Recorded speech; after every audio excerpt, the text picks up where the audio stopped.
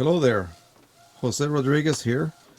As you can see, I am printing a black and white image onto some matte paper on my EPSON Stylus Pro 3800. I'm using OEM inks. As you can see, it's perfectly neutral. And you might ask, well, so what? I can do that as well on my Pro 3800 or even a 3880, as long as I use OEM inks. The only difference here is that I am using OEM cards that I refilled and reset.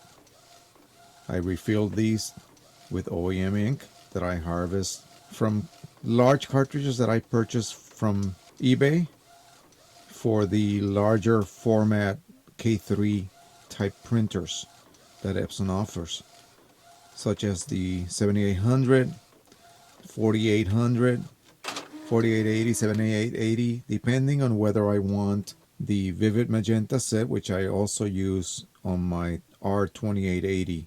In other words, I am refilling those cards with OEM ink.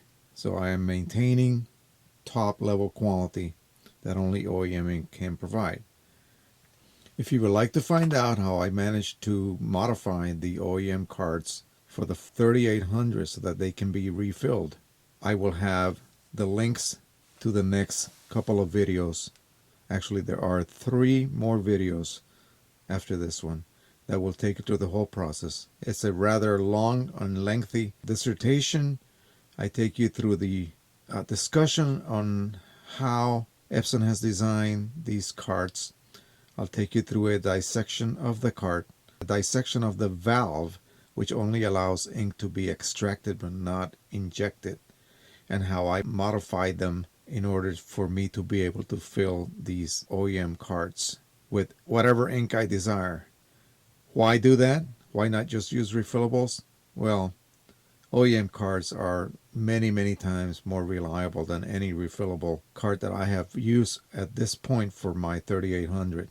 I have gone through 3 sets of refillable cards, and by going back to the OEM card, I'm utilizing the patented internal ink bag, which is absent from any refillable card. I also have a special resetter that I purchased from a company in China, which resets your OEM chips to full and also resets your maintenance cart chips to full.